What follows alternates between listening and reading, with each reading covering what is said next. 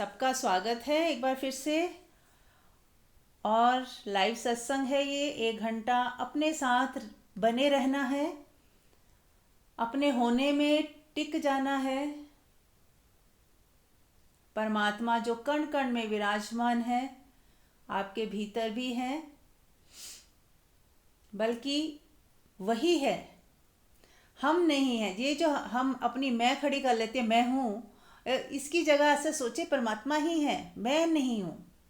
मैं तो हूँ ही नहीं, मैं तो एक बस जैसे कहते हैं ना, एक छोटा सा कण मात्र हूँ कि कुछ व्याख्या करने के लिए, कुछ बताने के लिए, कमेंट्री करने के लिए एक एहसास है कि मैं हूँ। अदरवाइज मेरा होना नहीं है, परमात्मा का ही होना है। परमात्मा ही है जो सब जगह है, सबके अंदर वही है। वही एक सत्ता है जो मौजूद है और जिसके कारण हम बोल पा रहे हैं, चल पा रहे हैं, देख पा रहे हैं, सारे काम हो रहे हैं, जिसके कारण जो हमारा सबका आधार है। और हमसे गलती बस यही हो रही है कि हमने अपनी मैं को, जो एक व्यवहारिक जगत के लिए जरूरी था, उसको ही असली अपना होना मान लिया। ये जो व्यक्तिगत मैं है, इसे रियल मान लिया। और इसकी वजह से हमें भ्रम पैदा हो गया कि मैं एक अलग इकाई हूँ, मेरा दूसरों से कोई मतलब नहीं है, गिव एंड टेक वाला ही संबंध है। बस जो मेरे हिसाब से चलेगा वो मेरे मित्र है, जो मेरे मेरे से उलट चलेगा या मेरे कहना नहीं मानेगा वो मेरा दुश्मन जैसा मुझे लगता है। उनसे हमें दूर जाने का मन होता है। तो इस तरह से जो व्यक्तिगत मैं जब बीच में खड़ा हो गया और एक संसार निर्मित होता चला गया उसके आसपास, फिर इस मैं ने बोला कि मैं जो भी रोल करा उसी को अपना सत्य मान लिया कि मैं माँ हूँ, मुझे तो ये कर्तव्य है, मुझे ये करना ही है और मुझे ऐसा ही करना चाहिए। मैं पत्नी हूँ तो मुझे ये रोल है मेरा, तो मुझे ये करना ही चाहिए और मैं यही हूँ। उसको रोल की तरह नहीं देखा, उसको ऐसा माना कि यही मैं हूँ। अपने को शरीर, मन, बुद्धि, अहंकार मान लिया। अपने आप को हमने शरीर, मन, बुद्धि, अहंकार, जो भी विचार उठ रहे, हमने ये नहीं कहा कि मेरे अंदर विचार उठा, हमने कहा ये विचार मैं ही हूँ, ये मैं ही हूँ। जैसे कोई आपके विचार को विरोध पे खड़ा हो जाए, मान लो आपने कुछ कहा और किसी ने उसको काट दिया, किसी ने उसे गलत ठहरा दिया, तो आपको लगता है कि आपकी बेइज्जती कर दी। होता है ना ऐसा? ऐसा लगेगा मेरी बेइज्जती हो गई, इसने मुझे काट दिया, मेरा कहना नहीं सुना। क्योंकि आपने सोचा विचार जो उठ रहे वो मैं ही हूं। आपने ऐसा नहीं सोचा कि मेरी एक तरंग उठी थी, वो उस दूसरे को पसंद नहीं आई, उसने मुझे मुझे नहीं अस्वीकार किया है, मेरे किसी एक विचार को, मेरी एक तरंग को अस्वीकार किया है। ये सिर्फ मतभेद है, हमने इस तरह से नहीं देखा और हम एक दूसरे के लिए दुश्मन जैसे हो गए। किसी की बात हमें पसंद नहीं आती है तो हम उसको पूरा ही रिजेक्ट कर देते हैं। होना तो ये चाहिए था कि वो तो मेरा परम मित्र है, बस उसकी ये बात मुझे पसंद नहीं आई, या वो मेरा परम मित्र है लेकिन उसकी एक आदत है जो मुझे पसंद नहीं है। तो किसी एक आदत की वजह से हमें पूरे पूरे व्यक्ति को नहीं कैंसिल करना या पूरे व्यक्ति को ही इग्नोर नहीं करना चाहिए। जैसे पहले आपने सुना होगा ये कहावत कि शराबी शराब से नफरत करे, शराबी से नहीं। एक लाइन थी बहुत पहले, हम बहुत सुनते थे, शराब से नफरत करें, शराबी से नहीं। ऐसे ही हर इंसान के अंदर कोई खास चीज़ होती है जो हमें पसंद नहीं हो, लेकिन इसका मतलब ये नहीं कि हम प्यार देना बंद कर दें, उसकी इज्जत करना बंद कर दें, उससे संबंध ही तोड़ दें। उसकी उस बुराई से नफरत कीजिए, करनी भी है बुराई को अपनाए ना, या बुराई के लिए वो सोचे कि इसके अंदर एक बुराई है बस, और तब हमारा प्यार बना रह सकता है। लेकिन हमने उस बुराई के साथ उस व्यक्ति को ही वो मान लिया। जैसे कोई झूठ बोलता है तो हम कहेंगे ये झूठा है, पूरे व्यक्तित्व, उसका पूरा अस्तित्व ही झूठा कर दिया। या किसी को लालच है तो हमें ये लालची है, उसके पूरे अस्तित्व को ही नकार के उसको लालची लेबल लगा दिया। किसी ने किसी दिन गुस्सा कर लिया तो उस गुस्से को ही उसको कि ये गुस्से वाला ही है। हर वक्त वो गुस्सा नहीं करता है, बहुत प्यार भी करता है, बहुत कुछ करता है, लेकिन हम उसे एक लेबल दे देते हैं, ये गुस्से वाला है। इसने मुझ पर गुस्सा किया तो अब बस खत्म, इसने मेरी बेइज्जती कर दी। तो हम भी जहाँ जी रहे हैं दूसरे को भी वैसा ही देखते हैं। यदि हम देख पाए कि ना तो मैं शरीर हूँ, मुझे भी कभी कभी गुस्सा आ जाता है, लेकिन मैं हर वक्त गुस्से में नहीं रहती या रहता। कभी कभी लोभ आ जाता है, पर हर वक्त मैं लोभ ही करता रहता हूँ ऐसा तो नहीं है। वो बादल की तरह आता है और कई बार मैं उसमें बह भी जाता हूँ, उसकी वजह से कष्ट भी पाता हूँ, पर मैं उससे भिन्न हूँ। लोभ उठा मेरे भीतर और फिर कई बार वो हावी हो जाता है, तो मुझे कष्ट भी देता है, लालच आ भी जाता है, लेकिन मैं इससे भिन्न हूँ। मैं तो वो सत्ता हूँ जिसे लालच छू ही नहीं सकती। इस बात की समझ आनी चाहिए हमें, तब हम हर व्यक्ति, दूसरे व्यक्ति को भी उससे भिन्न देख पाएंगे। जब हम अपने आप को भी उससे भिन्न देख पाएंगे तो ही दूसरे को भी भिन्न देख पाएंगे। हालांकि लालच जिसके अंदर भी होगा वो उसे नुकसान ही देगा, उसकी रातों की नींद, चैन सब गवा के ही कोई लालच में टिक सकता है, क्योंकि ये विजातीय है, ये हमारा स्वभाव नहीं है।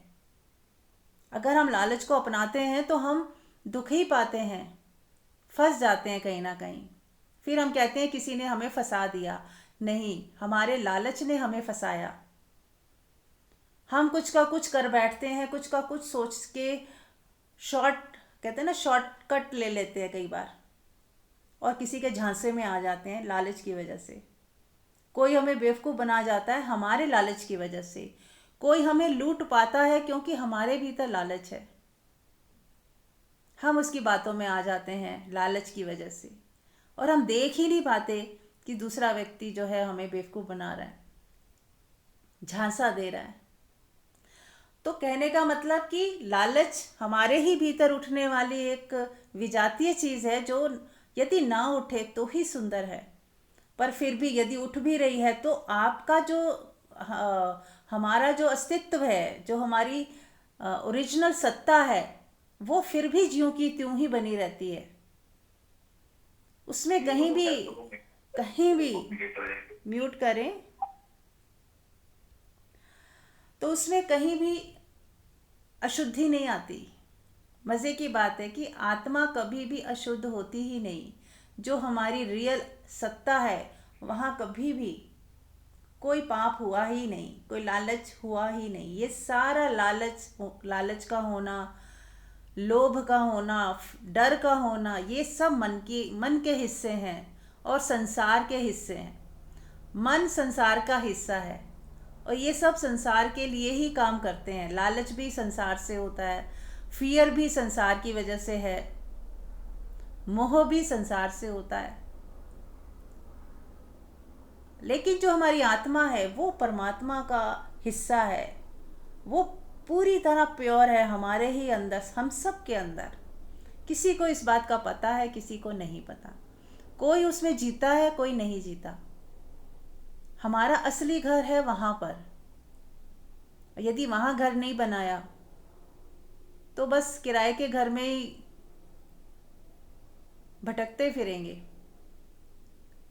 और वो हमारे अंदर पहले से मौजूद है। मज़े की बात ये है, सिर्फ कोई ऐसा गुरु मिल जाए, कोई ऐसी समझ दे दे, और समझने वाला भी, शिष्य भी इतना तैयार हो कि देख पाए कि हाँ, मेरे अंदर कुछ ऐसा है जो बदलता नहीं, वहाँ कुछ भी छूता ही नहीं, कोई दुख, दर्द, लालच, मोह होता ही नहीं। ये सारा कुछ हमारे मन, बुद्धि, शरीर का ही हिस्सा है। ये जो रोबोट की तरह हमारा ये शरीर है, ये इंस्ट्रूमेंट जो है, ये इसी का हिस्सा है ये। और जो उसका मालिक है, आत्मा, वहाँ पे यदि हमने वो चीज़ हमें समझ आ गई कि मैं कौन हूँ, इसीलिए कहा गया सबसे पहला हर साधक को ये पता होना चाहिए कि मैं कौन हूँ। उसके बाद उसकी असली यात्रा शुरू होती है। खुद को जाने बिना मंत्र जाप भी करेंगे, भक्ति भी करेंगे और शरीर में ही बने रहेंगे, मन बुद्धि में ही अपना घर बना के रहेंगे, तो ज़्यादा देर तक वो भक्ति और वो साधना काम नहीं आएगी। हम फिर से वही गिरेंगे, लालच में आएंगे, कभी मोह में फंसेंगे, कभी ईर्ष्या द्वेष में आएंगे, कभी लड़ाई झगड़े। क्योंकि हम जब अगर हमने अपने आप को शरीर माना हुआ है, तो जब भी शरीर में कष्ट आएगा, मन में कष्ट आएगा, बुद्धि यदि हमारा बुद्धि ऐसा सोचेगी कि अरे नुकसान हो रहा है, असफलता मिल रही है, अपमान हो रहा है, तो आप दुखी होगे ही। आत्मा ही एक ऐसा तत्व है जो बिल्कुल इससे अछूता है। वहां पे कभी भी कोई है ही नहीं ऐसा कुछ। आप बिल्कुल प्योरिटी में अपने अपने आप को देख पाते हो वहां पर। तो चलिए आंख बंद करें, अपने ये पर्दे हटाते जाएं, सभी आंख बंद करें 2 मिनट और अपने भीतर देखें, क्या ये शरीर मैं हूं? ये आंखें, नाक, कान, टांगे, हाथ, मुंह, क्या ये मैं हूं? ध्यान से देखो तो आपको लगेगा नहीं, ये मेरा है। हम कहते हैं ना, मेरी आंख दुख रही है, या मेरी आंख में कुछ पड़ गया, हाँ मेरे मेरे पैर में दर्द है, या ये मेरा पैर है, मेरे पैर में चोट लगी। हम कहते हैं ये मेरा है, बोलते समय भी हम कहते हैं मेरा है। ऐसे ही विचारों के लिए भी हम कभी कभी यही कहते हैं मेरा विचार है। यानी कि आप वो विचार नहीं हो। जिस चीज़ के लिए हम मेरा यूज़ कर रहे हैं, यानी कि वो मेरा है लेकिन मैं नहीं हूँ वो। तो फिर मैं कौन हूँ?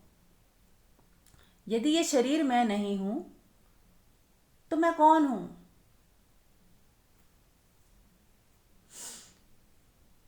ये जो ब्लड है, मांस है, मज्जा है, क्या ये मैं हूँ?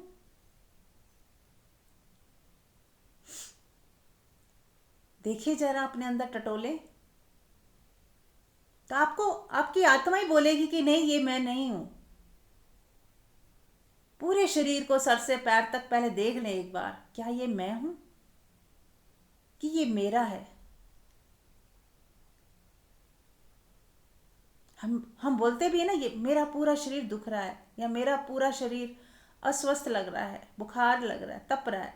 तो मेरा शरीर, आत्मा को पता है मेरा शरीर, लेकिन फिर भी हम ऐसा सोचते हैं कि ये शरीर ही है, बस ये मरेगा तो मैं मर गया। ऐसा सोचते हैं ना, शरीर गया तो मैं गया।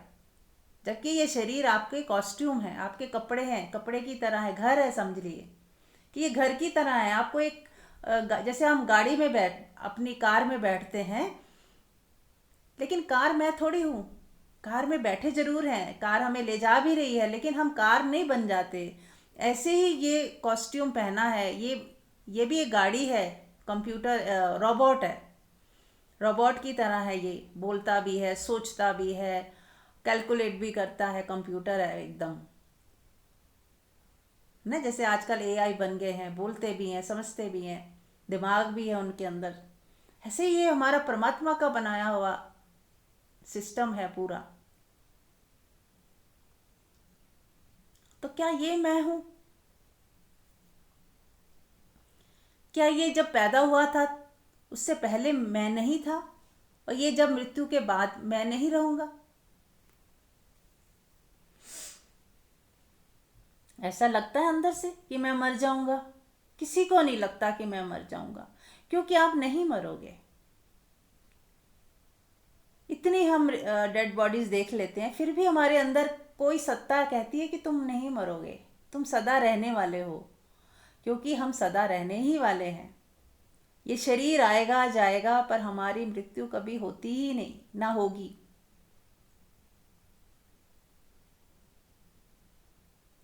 ऐसे ही इसी शरीर के अंदर विचार उठते हैं, और विचारों की वजह से इमोशंस आते, भावनाएं जगती हैं।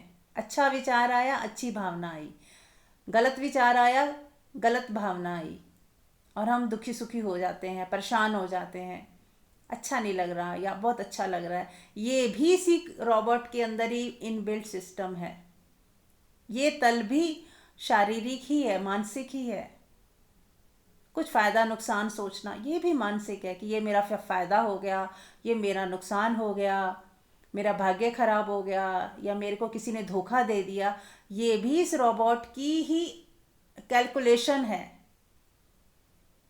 और इसके परे हम खुद, जिसका कोई नुकसान कभी आज तक नहीं हुआ, जिसको किसी ने लूटा ही नहीं, आज तक धोखा दिया ही नहीं, जो दे सकता ही नहीं कोई, वो है मैं स्वयं।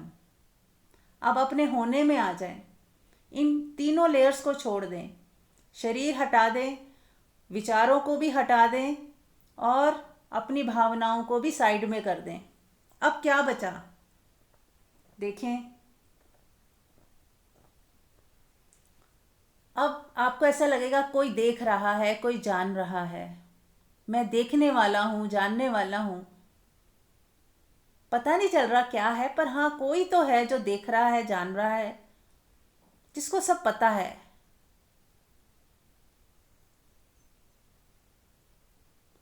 मेरे मन में विचार आया, किसी को पता है। मन दुखी हुआ, किसी को पता चल रहा है अंदर। मन खुश है, इसका भी बोध हुआ।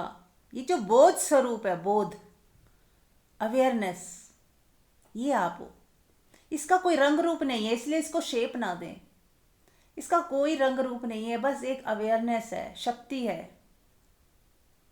ये ही शक्ति आप हो, और जो सब जगह है, सब में है। ये नहीं कि ये मेरे अंदर ही है, वो शक्ति सब में एक समान है। वो एक शक्ति सब में है, मुझ में वो बोल रही है, आप में वही शक्ति सुन रही है।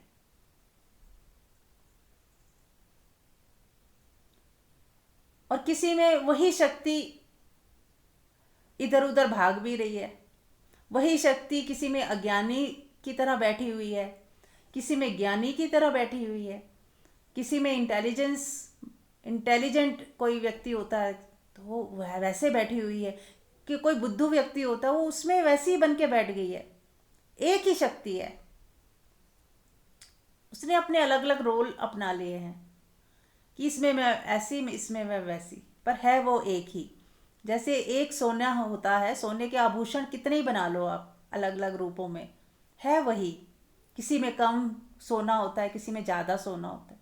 ऐसे ही किसी में इंटेलिजेंस बहुत होती है, किसी में अवेयरनेस ज़्यादा है, किसी में कम है। कोई सोया हुआ है, कोई जागा हुआ है, कोई थोड़ा सोया है, कोई थोड़ा जागा है, पर है वही एक ही शक्ति, एक ही अवेयरनेस, एक ही कॉन्शियसनेस। कुछ भी बोल दें, परमात्मा बोल दें उसे। अवेयरनेस को परमात्मा बोल दें, कॉन्शियसनेस बोल दें, जागृति, पूर्ण जागृति।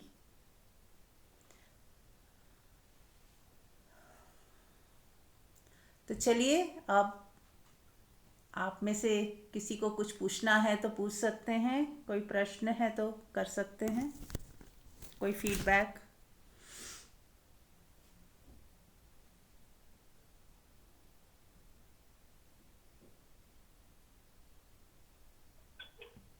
जी, मंगलम। हाँ जी। जैसे आप बोल रहे थे कि वही विचार भी, भावना भी, ये सब, लेकिन अगर थोड़ा सा भी कोई विचार आ जाता है ना, तो उससे हम बहुत ज्यादा दुख सुख में हो जाते हैं। तो जब हम इन सब चीजों से परे हो जाते हैं ना, फिर तो अपने दिन में ठहर जाते हैं डाउट। लेकिन कभी कभी हम फिर भी क्यों आ जाते हैं बाहर से, ये समझ नहीं आता। इतना कुछ पता होने के बाद भी और सब कुछ समझने के बाद भी फिर हम क्यों आ जाते हैं इसके छात्र में? हाँ, वो इसलिए आ जाते हैं, दो तीन कारण हो सकते हैं। जैसे एक तो आदत है हमारी, विचारों को पकड़ने की आदत है ना, हमारी पुरानी आदत और कई जन्मों की आदत है कि हमारा विचार आया और हम उस पर सवार हो गए। कोई विचार आया, हम उस पर सवार हो गए।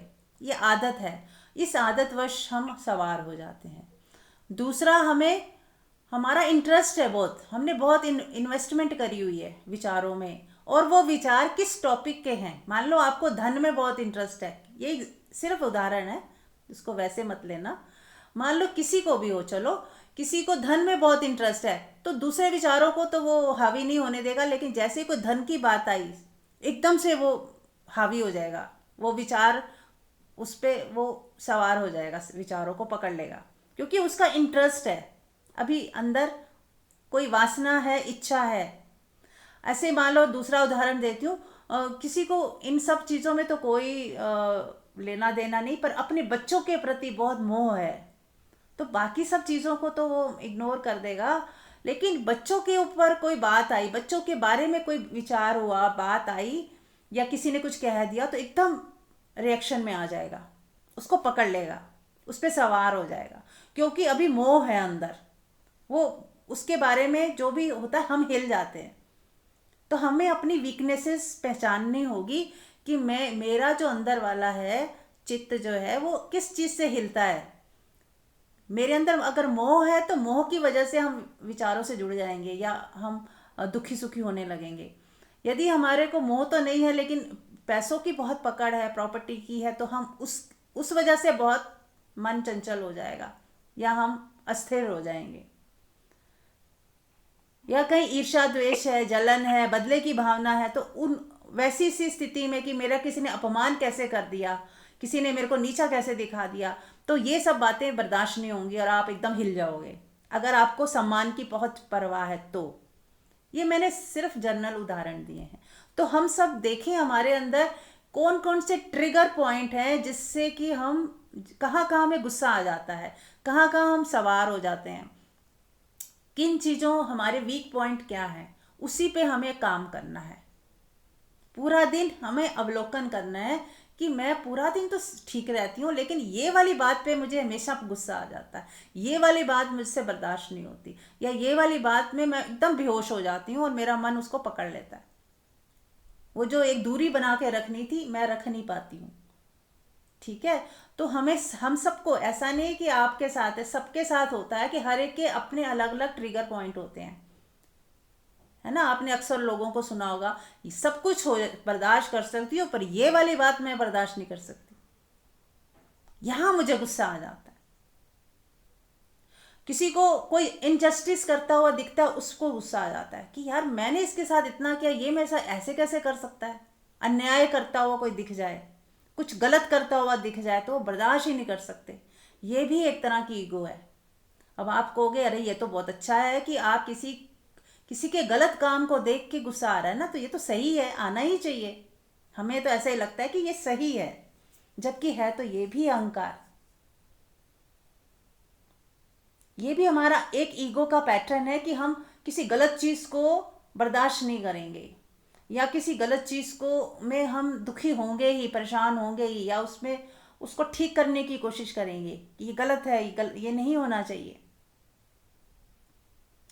क्योंकि कुछ गलत सही होता नहीं, सब प्रकृति की तरफ से ही हो रहा है, और ये संसार बना ही नेगेटिव और पॉजिटिव से है, तो कुछ भी गलत कैसे हो सकता है। जो भी नेगेटिव दिख भी रहा है वो भी कुदरत का ही खेल है, उसने ही ये सब तीन गुणों की माया रची है,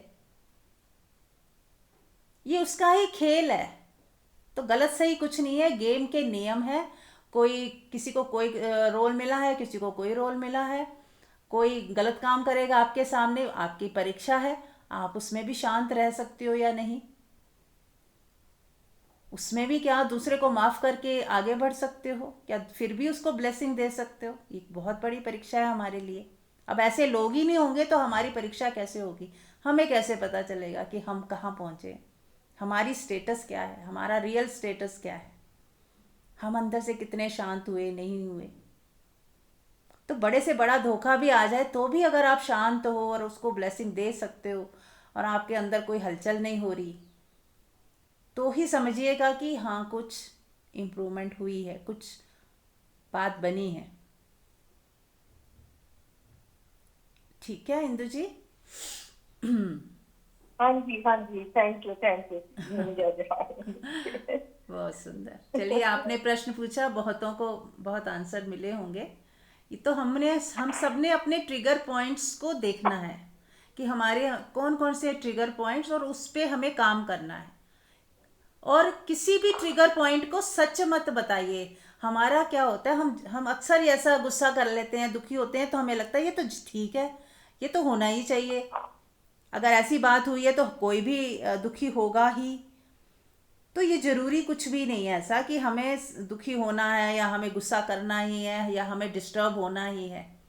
कोई भी हो हालात, हमें शांत ही रहना है। अगर हो भी गया है ट्रिगर, हल्का सा हो जाता है, तो इंस्टेंट उसे ठीक कर लें, उसे नॉर्मल पे ले आए, फिर से अपनी बीइंग में आ जाएं। क्योंकि हमने पहले ही बताया कि हमारी जो बीइंग है उसको कभी कोई दुख नहीं होता, वो कभी भी परेशान नहीं होती। हमारी बीइंग हमेशा ही शुद्ध रहती है, प्योर होती है। बड़े से बड़े हालातों में भी हमारी बीइंग को कुछ नहीं होता। तो क्यों ना हम अपनी बीइंग में ही रहें और वहाँ से हम सब कुछ हैंडल करें। अपनी ड्राइविंग सीट हमारी आत्मा में टिकाव हो, आत्मा में टिके हुए बने हुए ही हम मन को एक दोस्त बनाकर संसार में विचरण करें। संसार में जो भी हो रहा है उसको देखें और रिस्पॉन्ड करें। रिएक्शन में ना आए, दुखी ना हो, परेशान ना हो, गुस्से में ना आ जाएं, एकदम से जवाब ना देने लगे। शांत मन से जो भी बात करनी है, प्यार से, शांति से, सॉल्यूशन ओरिएंटेड कम्युनिकेशन हो। यदि हमने किसी से बात भी करनी है तो वो सॉल्यूशन ओरिएंटेड हो, शिकायत और ब्लेम गेम ना हो। म्यूट करें, सभी लोग देखें म्यूट किसका नहीं है, म्यूट करें। हाँ जी मीरा जी, जी मैं एक बात करूं। हाँ जी, मेरे आज ही सुबह की देखी बात है। मेरे हस्बैंड वाइफ हम दोनों घर से बैठे थे। हमारी शॉप में एक सेल्समैन है, उनके यहाँ कोई प्रॉब्लम आ गई। तो हमारा मन हुआ कि हम उनको कुछ थोड़ी सी मतलब अपनी तरफ से जो कर सकते हैं कर दें। तो मेरे हस्बैंड को ना बहुत ज्यादा एहसान दिखाते हैं। पीछे किसी का किया था तो बोल रहे थे कि ना देखो उनको इतना किया, उसने आज तक एहसान माना। तो मेरे को गुस्सा आ गया, बोलने का इससे आप मत करिए, आप एहसान इतना हर जिंदगी आप सारा दिन बिजनेस ही करते रहे हो कि नौकरी हमने किया। अब मेरे को गुस्सा आया तो मैं कैसे छोड़ दीजिए, नहीं करिए आप। क्या मैं ठीक हूँ या गलत? हाँ, बस गुस्सा आना गलत है, बाकी आपने जो कहा सही है, आपने कह दिया। लेकिन हमें गुस्सा क्यों करना है ना? मतलब हमें रिएक्शन में ना आए। हम किसी ने कुछ कहा या नहीं करा, या वो उनका स्वभाव है, वो उनका भी कहना चलो कहीं संसारिक दृष्टि से ठीक है कि हमने किसी का किया और उसने कोई एहसान माना। लेकिन हम क्या सीख रहे हैं सत्संग में कि हमें देखना ही नहीं कि दूसरे ने एहसान माना या नहीं माना। अगर हम किसी को देते हैं, किसी का भला करते हैं या सोचते हैं, तो उसमें हमारा दिल जो है बड़ा होता है, हमारे हार्ट चक्रा खुलता है, हमारे को एक तृप्ति और संतुष्टि मिलती है कि हम किसी के काम आ सकें। तो ये बोध है ना? हाँ हाँ जी, आपकी बात तो 100% ठीक है। मैं इस बात को थोड़ा फॉलो भी करने लग गई हूँ। हाँ ये हमारे हस्बैंड हाँ, बहुत ठीक है। एहसान दिखाते हैं, तो हमें गुस्सा, मैं कहती इससे मत करिए, छोड़ दीजिए। आप व्यापार ही करते रहे, सारी जिंदगी व्यापार ही किया। मैंने दिया तो उसने एहसान नहीं माना, ये तो व्यापार हो गया, आप भूल जाइए इसको। पर वो हर समय सुनाते रहते हैं, फिर इसने ये नहीं किया, देखो अभी ये किया। तो अब हमें समझ नहीं आता कि ऐसे में क्या करें, छोड़ कोई बात नहीं, दें छोड़ या दे। हाँ, आप छोड़ दो ना। देखिए, आप अपनी स्वतंत्र इच्छा से, आपके पास कुछ है मदद करने के लिए तो करें, नहीं तो छोड़ दें। आपके हाथ में नहीं है, आपके हस्बैंड के हाथ में है और वो तैयार नहीं है, तो छोड़ दें। फिर परमात्मा की यही इच्छा है। यहाँ हमें ये देखना है कि परमात्मा शायद हमसे नहीं करवाना चाह रहा, किसी और से करवा देगा। उसके लिए मंगल कामना करें, उसके लिए प्रार्थना करें कि परमात्मा इसका जो नुकसान हुआ है इसको इतना धैर्य दे, इतनी इतनी धैर्य मिले, उसे शक्ति मिले ताकि वो उस चीज़ से बाहर निकल आए। और इस यहाँ से मदद नहीं आई, कहीं और से आ जाएगी। क्योंकि परमात्मा ने यदि किसी की मदद करनी है ना, वो करा ही देंगे। उनके लिए तो सारे हाथ उनके हैं, है ना? पूरी दुनिया उनकी है। बहुत बहुत अच्छा, बहुत अच्छा, बहुत बहुत बहुत थैंक यू। बड़े सवाल मन में आते हैं। हम तो अपनी तरफ से जो चुपचाप कर सकते हैं वो तो हम करते हैं, पर इनके हाथ बड़ा काम तो यही कर सकते हैं ना। हम तो छोटी 1000, हाँ 5000, 2000 ऐसे ठीक कर है, सकते हैं। जितना आप कर सकते हो। जैसे कहते हैं ना, वो पुल बन रहा था जब भगवान राम थे, तो एक गिलहरी ने भी योगदान दिया। वो भी अपनी चोंच में छोटी छोटी मिट्टी ला के वो पुल बनाने के लिए प्रस्तुत होती थी। तो वो हम गिलहरी जितना काम तो कर ही सकते हैं ना। और कुछ नहीं तो दुआएं तो दे ही सकते हैं। तो हमें बस अपना हिस्से का काम कर लेना है, दूसरा क्या कर रहा है नहीं कर रहा वो उसकी उसके कर्म उसके साथ है, हम उस पर भी गुस्सा ना हो, नाराज ना हो, है ना। थैंक यू सो, आज बहुत क्लैरिटी मिल गई मेरे। Thank you. हाँ जी, और भी कोई कुछ कहना चाहता है? सर्वमंगलम, सबको मेरा प्रेम प्रणाम। हाँ जी। बहुत बहुत अच्छा टॉपिक है ये कि हम किसी को जब भी देखते हैं तो उसकी जो भी आदत है उसके हिसाब से देखते हैं। जब ये चीज समझ में आई तो मेरी भी बहुत सारी चीजें एकदम से, जैसे कहते हैं कि जो आ, हमें ही दुख दे रही थी वो एकदम से गिरी। ये जब समझ में आया कि हम किसी को उसकी किसी आदत से, किसी टैलेंट से, इवन किसी टैलेंट से, उससे हमारी अट्रैक्शन या रिजेक्शन होती है पर्सन से, तो उसके रोल से हम उसको आइडेंटिफाई करते हैं। क्योंकि हमारा जो मन है ना, ये इसमें कुछ डाटा पड़े हुए हैं। जो डाटा पड़े हुए हैं ये उसी के हिसाब से वर्क करता है। जैसे कंप्यूटर में जो भी हम डाटा डालते हैं तो उसका वो ऑपरेट उसी डाटा के बिहाफ भी करता है। तो ऐसे ही हमने अपने मन के अंदर जो भी हमारे डाटा पड़े हुए हैं, पुरानी हमारी मेमोरीज पड़ी हुई हैं मन के अंदर, हम उसी के ही अकॉर्डिंग रिएक्ट करते हैं, उसी से ही दूसरे को आइडेंटिफाई करते हैं, खुद को भी उसी से आइडेंटिफाई करते हैं। तो ये एक बहुत अच्छा सूत्र है और ये बहुत यूजफुल है कि जैसे अभी ये जो बोल रही थी, कह रही थी कि मेरे हस्बैंड को बहुत एहसान दिखाने की आदत है। तो अब वो एहसान दिखाने का जो उनकी एक आदत है, तो वो उस पर्सन को, उससे हम रिकॉग्नाइज कर रहे हैं कि ये पर्सन ऐसा ही है। ये उसका एक अंदर डाटा पड़ा हुआ है, एक उसके अंदर जो पड़ा हुआ है उसमें हमें कुछ भी नहीं करनी होता, कुछ भी नहीं करना होता। सिर्फ हमारे मन में एक उसके प्रति एक घृणा ना आए या ये ना आए ये व्यक्ति गलत है, इतना ही हम कर सकते हैं। जैसे एक एग्जांपल से मैं बताऊंगी कि सबको पता है कि अमिताभ बच्चन ने कभी कुली फिल्म में रोल किया था, कुली का रोल किया था। अब अमिताभ बच्चन ने जब रोल किया था उसके बाद लोगों को पता थी कि ये है तो अमिताभ बच्चन, रोल इसने कुली का किया है, तो उसे कोई कुली समझ के थोड़ी ना ट्रीट करते थे, या वो खुद को भी कुली थोड़ी ना समझने लगा था। बाद में उसको पता था कि मेरा रोल था। तो ये पिक्चर में जितने भी रोल्स मिलते हैं, जो एक्टर एक्ट्रेसेस होते हैं, तो इनको एक रोल मिलते हैं और डायरेक्टर कोई होता है, उसके लिए उन्हें डायरेक्शन देता है कि तुम्हें ऐसे ऐसे रोल प्ले करने हैं। तो बस यहाँ पर भी हम जितने भी प्राणी हैं, जितने भी लोग इस अर्थ पे हैं, हमें रोल करने के लिए मिले हैं। और रोल करके हमें ये नहीं सोचना कि भाई हम रोल ही हो जाएं, अपने आप को वो रोल ही मानने लग जाएं। तो हमारा जो शिफ्ट होता है सत्संग से, जो मैं कौन हूँ जिसे बोला गया है कि मैं कौन हूँ, कि हमारा शिफ्ट हो रोल कॉन्शियसनेस से सोल कॉन्शियसनेस में। हम सोल यानी कि एक only the energy, only the power, एक सिर्फ पावर है हम। और हमसे जो भी रोल हमें बताए गए हैं, एक माँ का रोल मुझे दिया है तो मुझे माँ का रोल अच्छे से करना है। मुझे एक बहन का रोल मिला है तो बहन का रोल मुझे अच्छे से करना है। कहते हैं ना, मूवी तब हिट होती है, कोई आर्टिस्ट को एप्रिसिएशन तब मिलती है, कहते हैं उसने रोल बड़ा अच्छा किया, जबकि हमें पता है कि वो उसका रोल था।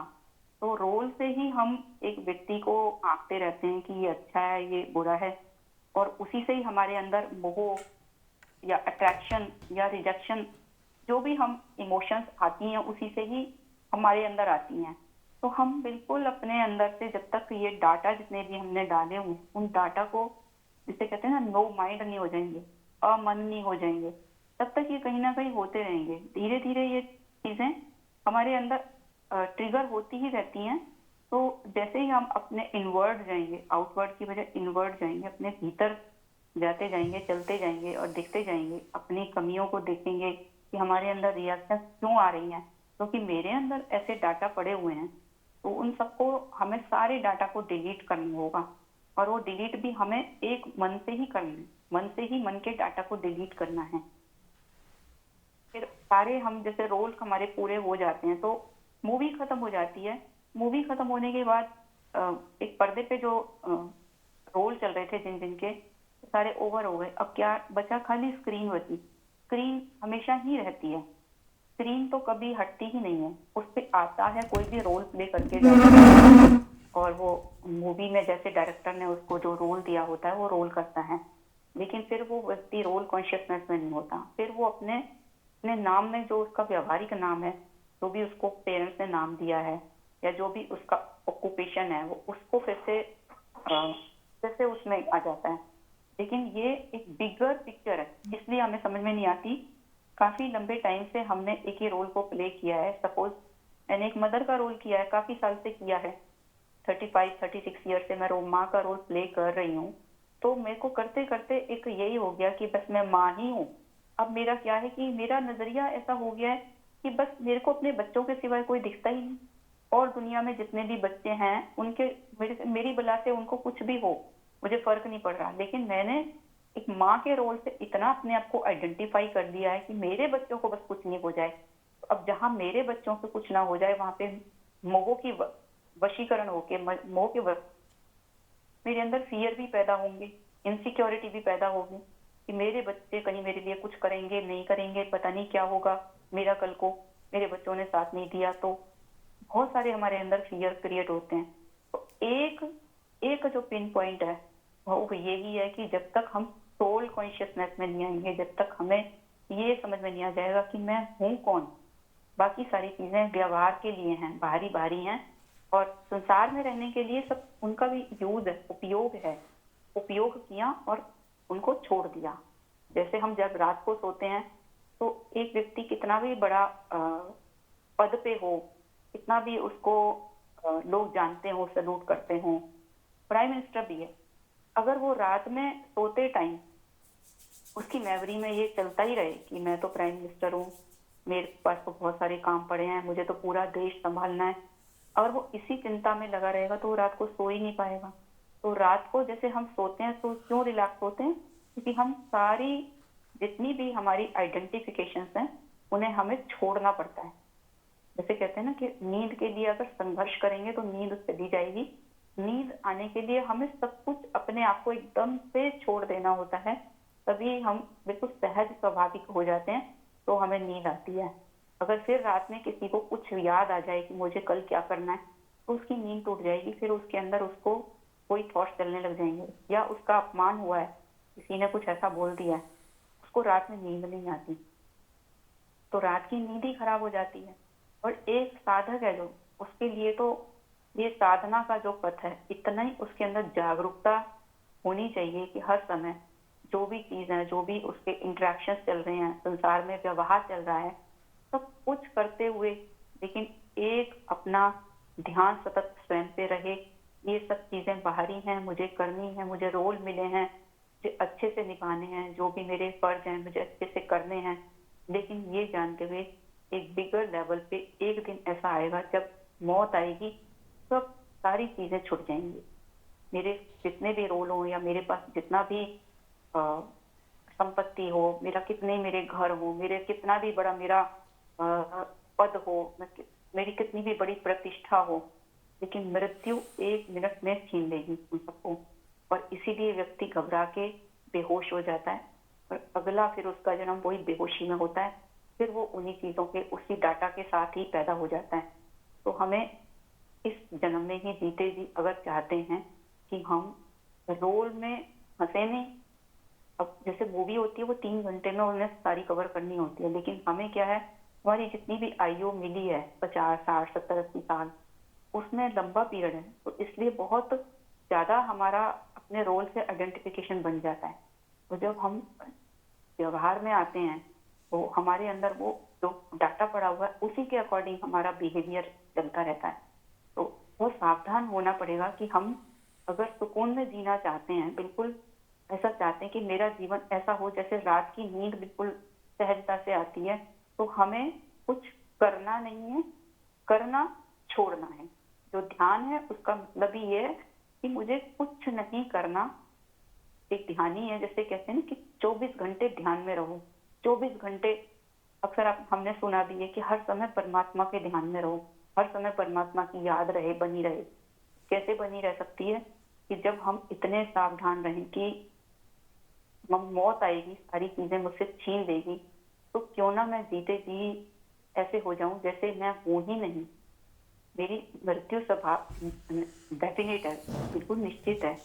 तो जीते जी मर जाना इसे ही कहते हैं। ओशो ने जैसे बोला है, मैं मृत्यु सिखाता हूँ, उनका जो मृत्यु सिखाता हूँ उससे तात्पर्य ये है कि जो मेरा मन है उससे काम लेना है और उसको सत्य नहीं मानना, उसकी कोई सत्ता नहीं है, वो जीरो, बिल्कुल उससे कोई आइडेंटिफिकेशन नहीं बनाना। मन को बिल्कुल अपने ऐसे रखना है कि बाहरी तौर पे जो कुछ भी मेरे सामने आता जा रहा है वो होता चला जा रहा है, जो भी काम मेरे से हो सकते हैं वो होते चले जा रहे हैं। इसके ऊपर ओशो ने छोटी सी एक कहानी भी सुनाई है कि एक राजा था, उसके दरबार में कुछ दरबारी थे, तो उनको राजा ने कहा कि मैं तुम्हारे हाथ में एक व्यक्ति से कहा कि तुम्हारे हाथ में एक बर्तन देता हूँ, उसमें तेल भरता हूँ और तुम्हें अपने उसे सर पे रख के पूरे राजमहल के चक्कर लगाने हैं, और अगर उसमें से एक बूंद भी तेल की गिर गई तो तुम्हारी गर्दन धड़ से अलग कर दूंगा। वो व्यक्ति इतना घबराया हुआ था कि उसने चक्कर लगाया, उसे पता थी कि मेरी मृत्यु निश्चित है अगर एक बूंद भी गिर गई। इतना चौकन्ना रहा वो, उसने पूरे महल का चक्कर लगाया लेकिन उसे सामने मौत दिख रही थी, एक बूंद भी तेल की गिर ना जाए, इतना सावधान था वो। तो एक साधक को ये कहानी ये इंगित करती है, एक साधक को इतना ज्यादा जागरूक होके जीना पड़ेगा कि कहीं से भी जरा सा भी मैं अपने आप को मन में जो भी मेरे डाटा हैं मैं उनसे आइडेंटिफाई ना कर लूं, उसके अपने रोल से आइडेंटिफाई ना कर लूं, अपनी पद प्रतिष्ठा या पैसे से कि मैं रिच हूँ, मैं एजुकेटेड हूँ, मैं ये हूँ, मैं वो हूँ। कुछ भी जो हमें समाज से पता लगा है, हमें आईना देख के पता लगा है कि मैं सुंदर हूँ कि मैं नहीं हूँ, हमें लोगों ने जो भी कुछ बताया है वो ओपिनियन है, that is just the opinion of other. दूसरों से ही मुक्त हो जाएं। ओपिनियन से मुक्त होना यानी कि दूसरों से मुक्त हो जाएं और हम जो हैं बिल्कुल सारे रोल्स को गिरा के जब समझ में आएगा कि मैं कौन हूँ, तभी ये जीवन हमारा बिल्कुल आराम से चल सकता है, बिल्कुल दुखों से दूर हो सकते हैं। जैसे अगर मान लो कोई राजा अपने आप को, कोई व्यक्ति है, साधारण व्यक्ति है और उसको रोल मिला है राजा का करने के लिए, और वो जब पूरा कर चुके अपने आप को राजा मान के लोगों पे ऑर्डर चलाने लगे, तो लोग उसे हंसेंगे और उसकी बात भी नहीं मानेंगे और वो दुखी होगा। तो हम अपने दुख का कारण खुद ही बनते हैं जब हम रोल में फंस जाते हैं, रोल पे हमारा आइडेंटिफिकेशन बन जाता है। तो सारे जब हमें पता लगता है रोल छूटते जा रहे हैं, मैं कौन हूँ, अपनी सत्ता का पता लगता है, तभी हमारे सारे दुखों का। Thank you so much.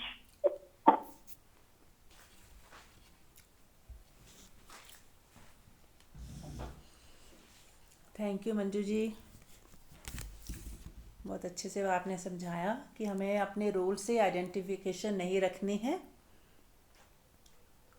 यानी कि अपने स्वरूप में रहते हुए जब रोल कर रहे हैं तो हम जानते हुए करें कि ये मेरा रोल है, ये मैं नहीं हूँ, या ये मैंने बस मतलब रोल पूरा करने के बाद वापस अपनी बीइंग में आ जाए। लेकिन उसके लिए हमें पहले पता होना ज़रूरी है कि मुझे आना कहाँ पे है। अपनी बीइंग में यानी उस आत्मा में आ जाएं जहाँ कुछ भी नहीं है, जहाँ कोई काम भी नहीं है, कुछ करना भी नहीं है, जहाँ आप ना होते हो, यानी एकदम प्योर फॉर्म में। जैसे सोना अपने प्योर फॉर्म में होता तो कोई आभूषण नहीं होता वहाँ पर, और जब हम अपनी प्योर फॉर्म में होते हैं तो वहाँ कोई रोल नहीं होता, कोई काम भी नहीं होता, कोई चिंता भी नहीं होती, कोई दुख भी नहीं होता। जब हम अपनी प्योर फॉर्म में होते हैं, जैसे हम गहरी नींद में होते हैं, सारे दुख दर्द भूल जाते हैं। लेकिन जैसे हम अपनी आत्मा में आते हैं तो हम जागते हुए यदि आत्मा में आ गए तो वैसा ही हमें महसूस होगा कि कोई दुख नहीं है, कोई पीड़ा नहीं, कोई चिंता नहीं। उस गहरी नींद में जो सुषुप्ति वाली अवस्था होती है, वो अवस्था हमें महसूस होगी जागृति में। नींद में तो होती ही है तो हम भूल जाते हैं, लेकिन हमें पता ही नहीं चल रहा कि हम नींद में सुषुप्ति में जब गए तो हमें पता ही नहीं, होश नहीं है। लेकिन जागते हुए तो होश है कि अरे मैं ऐसी अवस्था में हूँ जहाँ कोई दुख छू ही नहीं रहा, मुझे कोई चिंता सता ही नहीं रही। कोई अपमान अपमान की चिंता ही नहीं, ना धन की कोई लालच, ना कोई लोभ, ना कोई संघर्ष। तब आप समझिए कि आप अपनी बीइंग में स्थित हो। यदि ऐसा आप देख पा रहे हो, महसूस कर रहे हो कि कोई कुछ है ही नहीं, वहाँ मैं हूँ ही नहीं, अपने को ही आप मिसिंग पाते हो।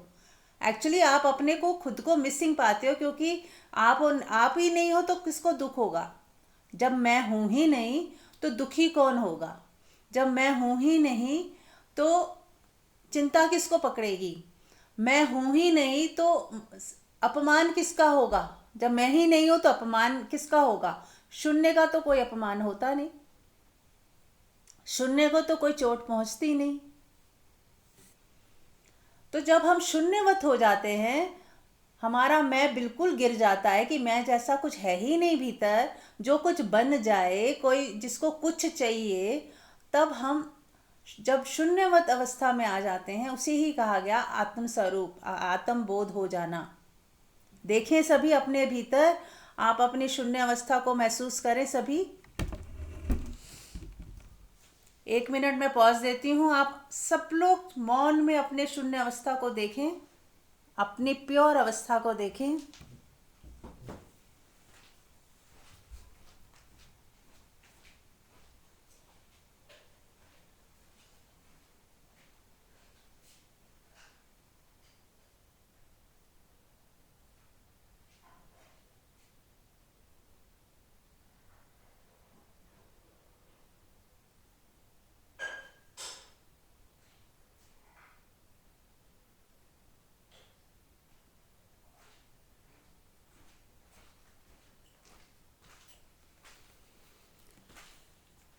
देखें कैसा लग रहा है अपने शून्य में, यानी जहाँ आप हो ही नहीं, जहाँ ये कहने वाला भी नहीं बचा कि मैं माँ हूँ, मैं बेटी हूँ, मैं पत्नी हूँ, मेरा नाम ये है, मेरा वो है। ये जो एनर्जी थी हमारी अहंकार की, यही खत्म हो गई, ज़ीरो हो गई।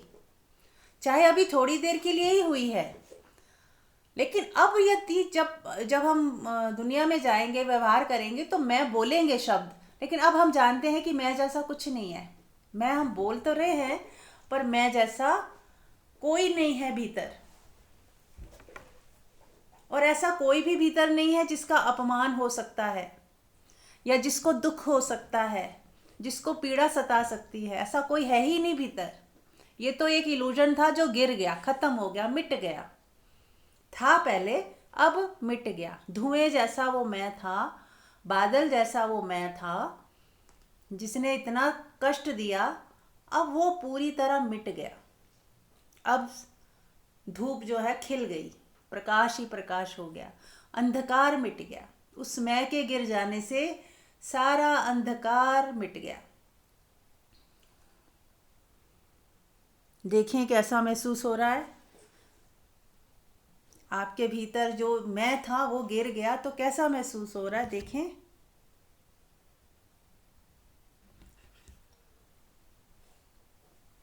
बहुत बढ़िया। तो सबने अभी अपने आत्म स्वरूप का बोध किया। जहाँ मैं नहीं है, वो कहते हैं जहाँ मैं है वहाँ हरि नहीं, अब हरि है मैं नहीं। तो सारा अंधकार मिट गया और दिल में ही हमने परमात्मा को देख लिया। जब प्रकाश देखा तन माही, तो प्रकाश जब हमने देख लिया, यानी कि अपने होने का बोध हो गया कि जो मैं हूँ वहाँ तो कोई ऐसा है नहीं जिसे दुख पहुँचे, जो अपमानित हो, जो छोटा है, सुंदर है, असुंदर है, वहाँ तो कुछ है ही नहीं, शून्य ही शून्य है। वहाँ मैं बचा ही नहीं। तो मैं का गिर जाना ही परमात्मा का हो जाना है। आप परमात्मा होते हो जब मैं नहीं होता, तो आप परमात्मा में होते हो या परमात्मा ही हो जाते हो। जब मैं था तब हरि नहीं, अब हरि है मैं नहीं। अब परमात्मा ही परमात्मा है, शून्य ही शून्य है, अब मैं नहीं है। मैं जैसा कुछ भी नहीं है जो ये कहे कि मैं ये हूँ, मैं वो हूँ। अब मैं जैसा कुछ नहीं। आप अपनी प्योर अवस्था में हो इस वक्त। चलिए, तो इसी अवस्था में अब हम हीलिंग भी करेंगे जो हम शुरू की है हमने। यस, अब माँ जी आप कुछ कल कह रही थी, किसकी हीलिंग करनी है, आपने करवानी है? उपेंद्र की। हाँ जी, उपेंद्र की। उपेंद्र की। तो इनके बेटे हैं उपेंद्र, उनको हम ध्यान में रखते हुए पूरा ग्रुप हीलिंग करेंगे। माँ जी आपकी और पूरे ग्रुप की। हाँ जी, बोले, कुछ कहना है? हाँ, आपको सब पता है उनका ना। नहीं नहीं, बताओ आप। एक दो लाइनों में बताइए, ज्यादा नहीं बताना, लंबा। हाँ जी। हाँ, नौकरी से उनकी बाहर हो रखी। अच्छा। हाँ, और फिर उनका जीवन भी अच्छा नहीं रहते, वो ऐसे रहते। ओके, तो आप ये अपने बेटे की मतलब प्रॉब्लम से परेशान है, उनकी नौकरी भी नहीं है ठीक से और जीवन भी सुखी नहीं है, शादीशुदा जिंदगी भी थोड़ा ठीक नहीं है। तो चलिए हम इनको इनको सभी लोग आशीर्वाद दें, इनके बेटे को सभी लोग मंगल कामना करें। सबसे पहले हम अपने साथ जुड़ेंगे, अपनी बीइंग में जुड़ेंगे और उन दिव्य शक्तियों को महसूस करेंगे कि मेरे अंदर वो दिव्य पावर है, दिव्य शक्ति है जो किसी को हील कर सकती है। म्यूट कर लें। मेरे पास वो शक्ति है जो किसी को हील कर सकती है। मैं दिव्य हूँ, मेरे अंदर वो परमात्मा की ब्लेसिंग्स है, परमात्मा की कृपा है, जो अपना दुख दूर होता ही है, दूसरे का भी हो जाता है मुझसे। ऐसी भावना रखते हुए सभी आशीर्वाद दें। माँ जी को, जिनकी आवाज़ अभी आपने सुनी, उनको और उनके बेटे को आशीर्वाद दें कि आप सबके कष्ट दूर हों, आप सबको परमात्मा खूब ब्लेस करे। ओम सर्वमंगलम, ओम सर्वमंगलम, ओम सर्वमंगलम। सभी म्यूट रखें। ओम सर्वमंगलम, ओम सर्वमंगलम, ओम सर्वमंगलम। परमात्मा की कृपा बरस रही है और परमात्मा सबको, जिनकी बात हो रही है उनको भी और जो हीलिंग दे रहे हैं उनको भी परमात्मा खूब आशीर्वाद दे रहे हैं। जो हीलिंग दे रहे हैं उन्हें और ज़्यादा हीलिंग मिल रही है, और ज़्यादा पावर मिलती जा रही है। सबको, पूरे ग्रुप में जितने लोग हैं वो सभी परमात्मा की दिव्य ऊर्जा प्राप्त कर रहे हैं। बहुत तेजी के साथ दिव्य शक्तियाँ हम सब के अंदर प्रवेश कर रही हैं। जो भी व्यक्ति मेरी आवाज़ सुन रहा है वो दिव्य शक्तियों से भरता जा रहा है। परमात्मा की डिवाइन एनर्जी, हीलिंग पावर सबको मिल रही है, कई गुना ज़्यादा, जितनी ज़रूरत उससे कई गुना ज़्यादा मिल रही है और हम सब का भला हो रहा है। हम सभी के फैमिलीज़ भी हील हो रही हैं, हमारे बच्चों को भी वो कृपा प्रदान की जा रही है। आपका शरीर, सबका शरीर स्वस्थ हो, आप सभी खुश हो, विवेक शक्ति सबकी जागृत हो। ऐसी शक्तियाँ आप सबको मिल रही हैं, हम सबको मिल रही हैं। ओम सर्वमंगलम, ओम सर्वमंगलम, ओम सर्वमंगलम। सभी आशीर्वाद के रूप में पूरे ग्रुप को आशीर्वाद दें कि सबका मंगल हो, सबका कल्याण हो, सभी सुखी हों, आनंदित हो। और जो भी इस ग्रुप में जुड़े हैं, इस समय लाइव मेरी आवाज़ सुन रहे हैं, परमात्मा सबको सब कुछ दे जो वो डिज़र्व करते हैं। ओम सर्वमंगलम, ओम सर्वमंगलम, ओम सर्वमंगलम। देखिए, महसूस करें तेजी के साथ डिवाइन पावर्स आप सबके ऑरा में समा रही हैं। आपकी ऑरा क्लीन हो रही है, आपके चक्रा बैलेंस हो रहे हैं सबके। हो सकता है किसी को रोना आ जाए, हो सकता है किसी की वाइब्रेशन शुरू हो जाए, कुछ भी हो सकता है। डिवाइन पावर्स के लिए खुला रखें, खुद को खुला रखें, खुला रखें। और किसी का शरीर अगर हिल भी रहा हो तो हिलने दें, रोना आ जाए तो रो लें, कुछ भी हो सकता है, होने दें, क्योंकि डिवाइन एनर्जी आपको हील कर रही है, आपकी नेगेटिविटी हटा रही है, आपको प्योर कर रही है। उसके काम में बाधा ना डालें, रोना आए रो लें, हंसना आए हंस लें, वाइब्रेशन हो रही है तो होने दें।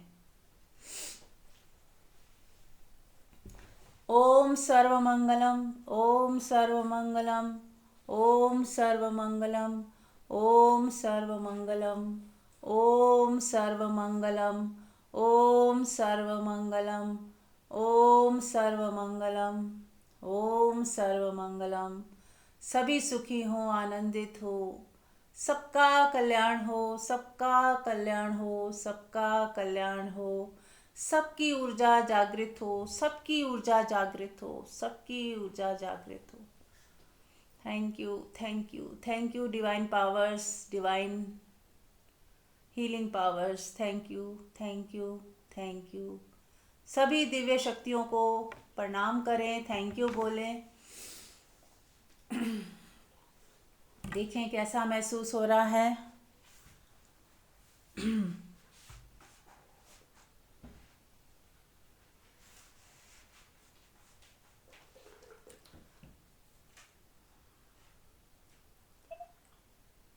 हाँ, आपने जो भी बताया बहुत बढ़िया लगा, और आदि तो जो भी हमारे भी मन में डाउट्स थे वो भी क्लियर हुए। जी हाँ, तो अच्छा लगा, पर और धीरे धीरे और लगता है क्लैरिटी होती जाएगी। और आपका भी सबसे पहले बहुत बहुत धन्यवाद कि आपने हमें सबको जोड़ा और ये सब मोटिवेट करा। जी, थैंक यू, थैंक यू। हाँ जी, एक सेकेंड, सब लोग बने रहें इसी अवस्था में। अभी 1 मिनट का पॉज लेंगे।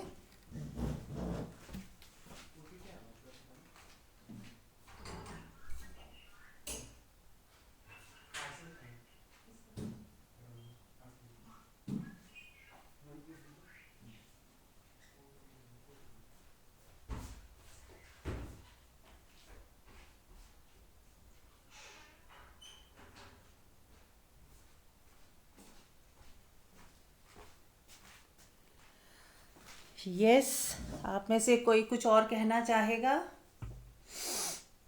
Any sharing? कैसा लगा हीलिंग से? क्या पावर्स महसूस हुई किसी को? किसी की शक्ति जागृत हुई, किसी को कोई रोना आया हो, किसी को कोई वाइब्रेशन महसूस हुई हो, बताएं।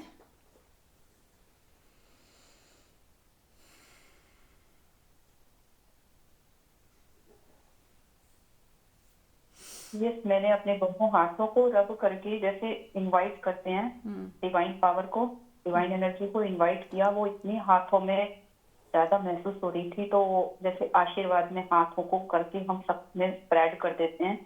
तो मैंने अपने जो भी ग्रुप में इस समय लोग हैं सबको मैंने वो अपने हाथों से वाह, सेंड कर दी। Very nice. और किसी को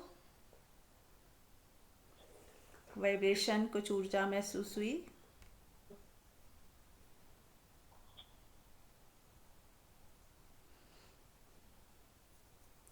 अपनी बीमारी को देखें, दर्द कहीं हो रही थी उसको देखें, कैसा महसूस हो रहा है? कुछ कम हुई है दर्द किसी की? कुछ अच्छा महसूस हुआ? देखें, हिला के देखें शरीर को।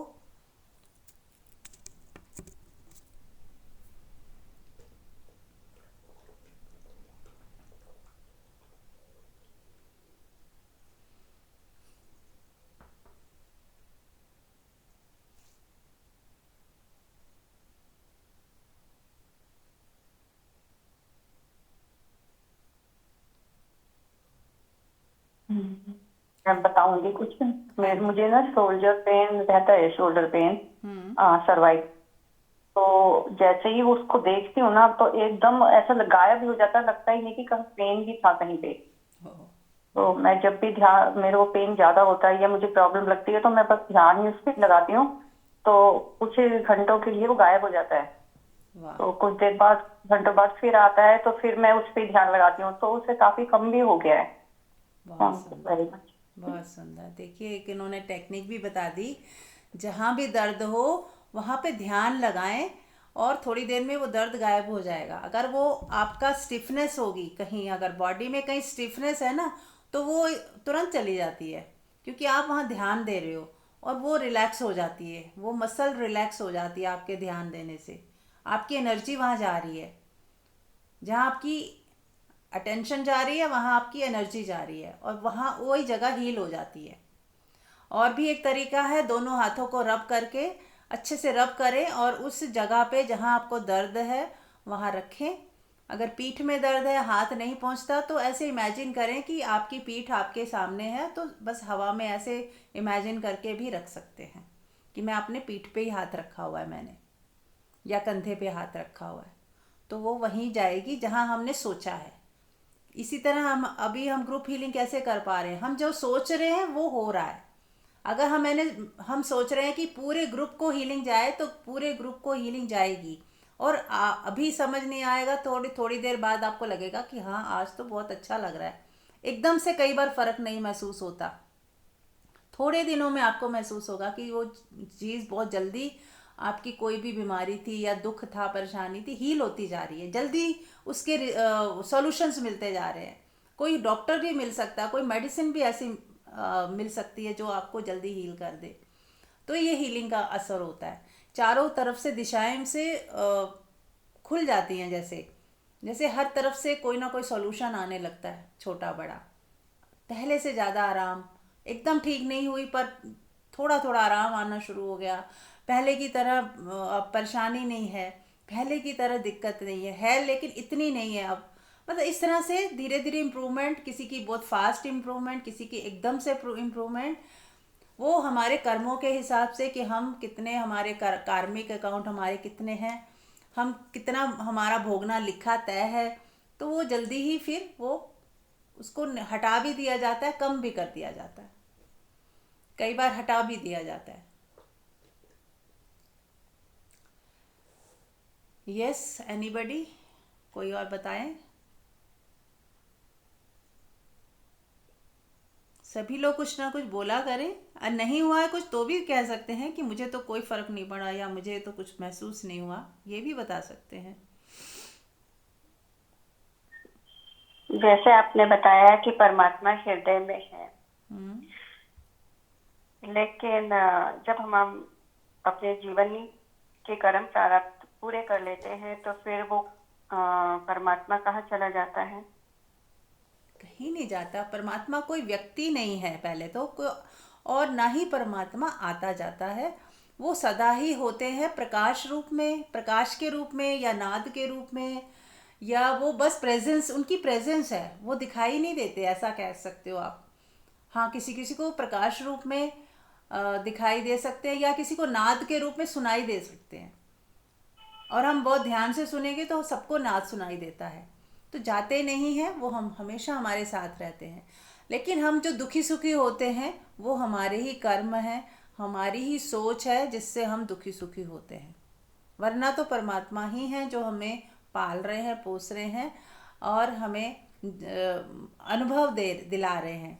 कुछ हमें फ्री विल दी गई है, उसका हमें उपयोग करना है और सही रास्ते आगे बढ़ते चले जाना है।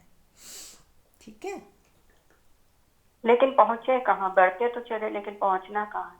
पहुंचना कहीं नहीं, अपने बीइंग में आना है। अभी हमने कराया जैसे मैं हूँ में रहें आप।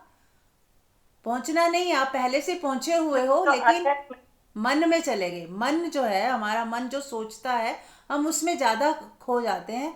तो ये बैलेंस रखना है कि मन में चिपकना नहीं है, मन के साथ एकत्व नहीं रखना, तो आप अपनी बीइंग में ही हो। मन से थोड़ा आप रोज सत्संग सुने, आपको क्लैरिटी आ जाएगी।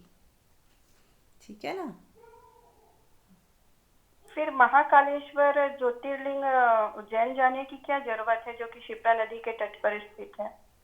ये आपकी स्वतंत्र इच्छा है, आपको ज़रूरत लग रही है तो ज़रूर जाए, और नहीं तो वो खुद चल के आ जाएंगे। मतलब ये देवी देवता भी उसी निराकार के भीतर हैं। परमात्मा या वही साकार रूप है। यूँ तो आप भी साकार रूप परमात्मा के ही हो। तो कहीं जाने की आवश्यकता यदि आपको लग रही है तो ज़रूर जाए। वहाँ पे भी एक अच्छा स्थल होता है, एनर्जी अच्छी होती है।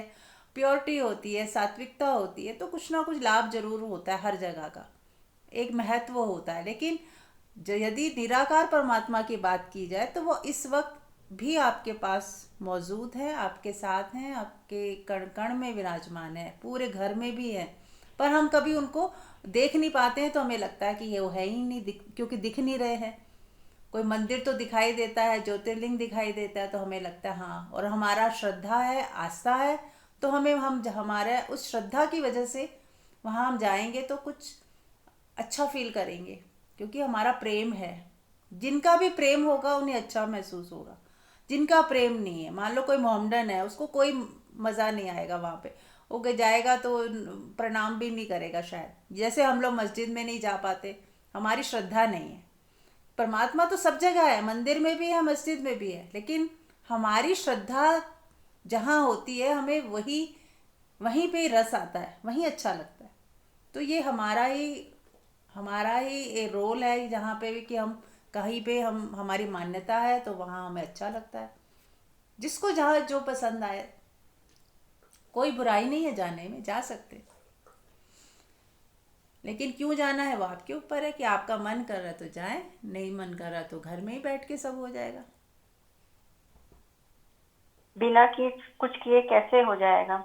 हो ही नहीं सकता ना। हाँ तो करना है ना। करना ही हाँ करना प्रयास है, तो करना ही। प्रयास करना है, बिल्कुल करना है। सबसे पहला प्रयास है कि आप अपने मन को देखने वाले हो जाएं। पूरा दिन ध्यान रखें कि मैं मन को देखूं, मन के पीछे ना चलूं। हमारा जो मन हमारे हावी ना हो पाए। हम मन के मालिक हो, ना कि मन मेरा मालिक हो। पहले तो ये प्रयास, ये कोई छोटा तप नहीं है, बहुत बड़ा प्रयास है। दूसरा प्रयास ये करना है कि अपनी वाणी में मिठास लानी है, मधुर वाणी बोलनी है, किसी का दिल न दुखे, इस बात का पूरा दिन ध्यान रखना है। ये भी कोई मुश्किल काम ही है, आसान काम नहीं है कि आपको अपने को पूरा बदलना है। अपने अंदर लालच लाने नहीं देना, कहीं से भी लालच हमें छू ना पाए, किसी भी तरह का लालच हमारे अंदर निवास ना करे, इस चीज़ की ध्यान रखनी है।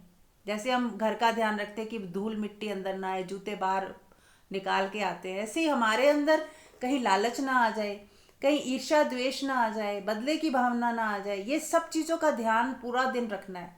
ये तो करना ही होगा, तप है ये।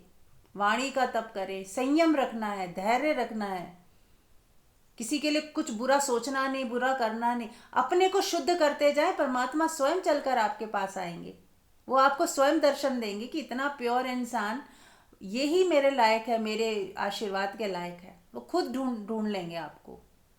आप बस अपने प्योरिटी की तरफ ध्यान दें, अच्छे इंसान तो बने, फिर बाकी चीज़ें हो जाएगी। जाप करें, कोई मंत्र साधना भी कर सकते हैं, कोई पाठ पूजा भी कर सकते हैं, कोई शास्त्रों के अध्ययन भी कर सकते हैं, डिस्कोर्स सुने, सब करें।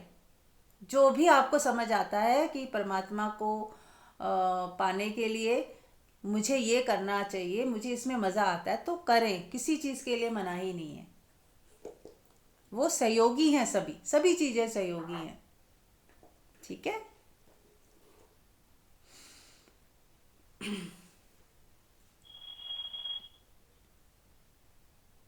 ठीक है, म्यूट कर लें, समय हो गया है। तो अब हम सत्संग समाप्त करते हैं और एक बार फिर से मौन में आ जाएं। पूरे मौन को देखें, अपने भीतर के मौन को देखें। निराकार, आप अपने स्वरूप को देखें जो निराकार है। परमात्मा कोई अलग नहीं है, ऐसा मत सोचे परमात्मा अलग और मैं अलग। मेरा ही निराकार स्वरूप परमात्मा है, या ऐसा सोचे कि मैं नहीं हूँ, परमात्मा ही है। यानी एक है, या तो मैं ही परमात्मा हूँ या परमात्मा ही मैं हो गया हूँ। परमात्मा ने मैं को धारण किया, मैं परमात्मा का ही रूप है। तो देखें चारों तरफ निराकार परमात्मा, और उस निराकार ने ही साकार रूप धारण किए हैं। जितने भी स्वरूप हैं परमात्मा के ही हैं, परमात्मा ने ही धारण किए हैं। मैं जैसा कुछ है ही नहीं। अब इस स्वरूप में बने रहेंगे 10 मिनट तक। अनहद नाद जो सुनाई दे रहा है उसे सुनते रहेंगे, जो अपने आप सुनाई दे रहा है बिना प्रयास के, जो ध्वनि सुनाई दे रही है ओम की, उसको सुनेंगे। तो बने रहे इसी अवस्था में 10 मिनट तक। Thank you so much. ओम सर्वमंगलम, ओम सर्वमंगलम, ओम सर्वमंगलम। Thank you so much. Thank you.